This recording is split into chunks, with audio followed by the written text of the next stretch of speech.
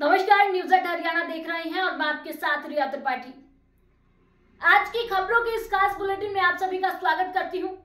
तो चलिए रुक कर लेते हैं रोहतक की आज के दिन भर की हर छोटी बड़ी खबरों का। देखिए मेरे साथ क्या है रोहतक में खास हेडलाइन के साथ। हरियाणा के पूर्व मुख्यमंत्री भूपेंद्र सिंह हुड्डा आज रोहतक पहुंचे। इस दौरान उन्होंने किसानों के दिल्ली कूच को लेकर भी प्रतिक्रिया दी है। उन्होंने कहा कि किसानों को दिल्ली जाने से रोकना बीजेपी का प्रजातंत्र विरोधी कदम है। किसान की आवाज दबाने की बजाय सरकार को बातचीत कर समाधान निकालना चाहिए। उन्होंने कहा कि बीजेपी किसानों को बिजाई के समय डीएपी, सिंचाई के समय यूरिया और कटाई के समय एमएसपी देने में हमेशा नाकाम रही है। यही वजह है कि बार बार अपनी मांगों को लेकर किसानों को आंदोलन करना पड़ता है, लेकिन सरकार किसानों की मांगों को नजरअंदाज कर रही है। पिछली बार आंदोलन खत्म करवाते हुए सरकार ने एमएसपी के लिए बाकायदा एक कमेटी बनाने का ऐलान किया था, लेकिन इतना लंबा समय बीत जाने के बाद भी किसानों के हाथ खाली हैं और वह सरकार को उसका वादा याद दिलाने के लिए दिल्ली जाना चाहते हैं। हुड्डा ने कहा कि सभी को प्रजातंत्र में शांतिपूर्ण तरीके से कहीं भी आने जाने या अपनी बात कहने का अधिकार है, लेकिन बीजेपी सरकार किसानों से यह अधिकार छीनना चाहती है। जबकि किसानों ने सरकार की बात मानते हुए बिना ट्रैक्टर ट्रॉली के दिल्ली जाने की बात मान ली है। ऐसे में उनको रोकना पूरी तरह से अलोकतांत्रिक है। वहीं उन्होंने निकाय चुनाव के बारे में पूछे गए सवाल के जवाब में भी कहा कि कांग्रेस चुनाव के लिए पूरी तरह से तैयार है।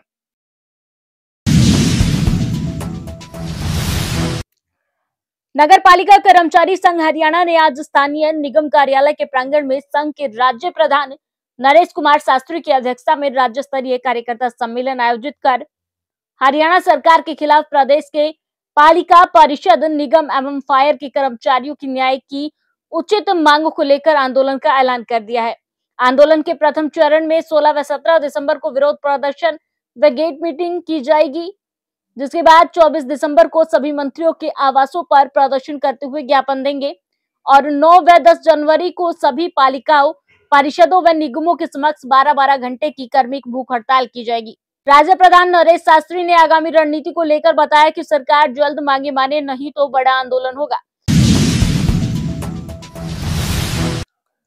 हरियाणा रोडवेज वर्कर्स यूनियन संबंधित सर्व कर्मचारी संघ की राज्य स्तरीय मीटिंग प्रधान नरेंद्र दिनोद की अध्यक्षता में संपन्न हुई।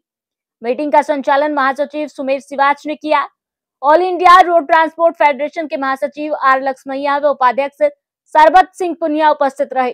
राष्ट्रीय नेताओं ने पूरे देश में ट्रांसपोर्ट मजदूरों के हालात पर गंभीर चिंता व्यक्त की। उन्होंने सरकार से अनुरोध किया कि केंद्र सरकार ट्रांसपोर्ट के मजदूरों के नेताओं को बुलाकर बातचीत करे, अन्यथा all India road transport federation 9 जनवरी को विजय वाड़ा राष्ट्रीय कार्यकारिणी बैठक में आंदोलन करने पर मजबूर होंगे और मार्च में दिल्ली संसद चलो का अभियान चलाया जाएगा। कर्मचारियों को संबोधित करते हुए यूनियन के राज्य प्रधान नरेंद्र दिनोद व महासचिव सुमेर सिवाच ने कहा कि कर्मचारियों की मांगों व निजीकरण नहीं करने के बारे में सरकार अपनी नीति स्पष्ट करे।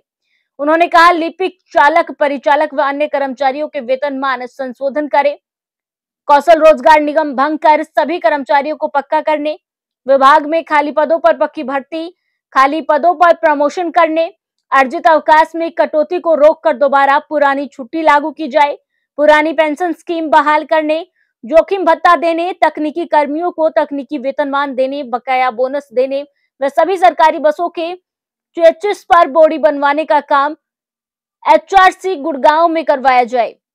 उन्होंने कहा ये सभी मांगे लागू करने के बारे में सरकार को नया मांग पत्र बनाकर सरकार को भेजा गया है। यूनियन सदस्यता अभियान 31 दिसंबर तक चलाने का निर्णय भी लिया गया। सभी डिपो में कार्यकारिणी की बैठक की जाएगी, ये आज फैसला लिया गया है।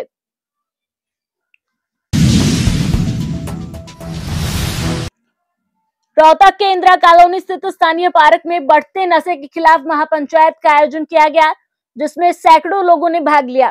कॉलोनी वासियों ने एकत्रित होकर नशे के खिलाफ एकजुटता दिखाई। उन्होंने कहा कि इस मुहिम में पुलिस प्रशासन का काफी सहयोग मिल रहा है, लेकिन पुलिस प्रशासन को और भी सख्त होना पड़ेगा।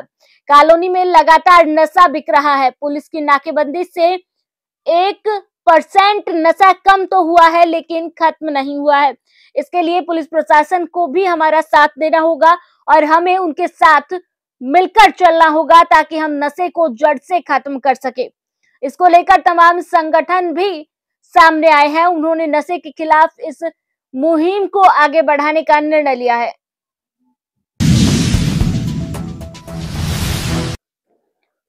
बांग्लादेश में हिंदुओं पर हो रहे अत्याचार के खिलाफ भारत के हिंदुओं में भारी रोष है।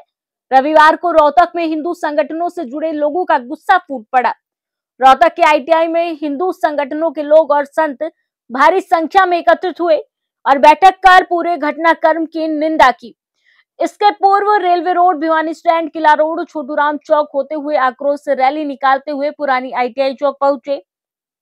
इस दौरान रैली का नेतृत्व कर रहे गौरक्षक चंद्रशेखर दास ने कहा कि सनातन था, सनातन है और सनातन रहेगा, इसे कोई खत्म नहीं कर सकता।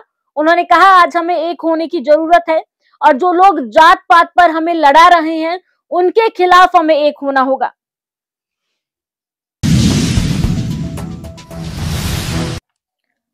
जिला परिषद की मुख्य कार्यकारी अधिकारी तथा जिला स्तरीय गीता जयंती महोत्सव की नोडल अधिकारी शालिनी चेतल ने बताया कि उपायुक्त धीरेन्द्र खडगटा 9 दिसंबर को सुबह 10 बजे गीता महोत्सव में बतौर मुख्य अतिथि शुभारंभ करेंगे। जिला प्रशासन द्वारा 9 से 11 दिसंबर तक स्थानीय पुलिस लाइन मैदान में आयोजित होने वाले गीता महोत्सव की सभी तैयारियां पूर्ण कर ली गई है। उन्होंने बताया कि गीता महोत्सव का शुभारंभ 9 दिसंबर सोमवार को सुबह 10 बजे हवन यज्ञ एवं प्रदर्शनी के उद्घाटन के साथ होगा, जो तीनों दिन आम जनता के लिए खुली रहेंगी। बीन पार्टी भी तीनों दिन सुरीली धुनों से दर्शकों को खूब मनोरंजन करेगी। प्रथम दिन पतंजलि द्वारा विभिन्न योगासनों का प्रदर्शन भी किया जाएगा। महोत्सव में प्रदर्शनी के उद्घाटन के बाद विभिन्न 18 स्कूलों के विद्यार्थियों द्वारा गीता पर आधारित शानदार सांस्कृतिक प्रस्तुतियां दी जाएंगी। इसके अलावा मथुरा मंडली द्वारा Braj Holi, art of living तथा इस्कॉन द्वारा सांस्कृतिक प्रस्तुतियां दी जाएगी। आज के लिए इतना ही, मुझे दीजिए इजाजत। कल फिर मुलाकात होगी नई खबरों के साथ। नमस्कार।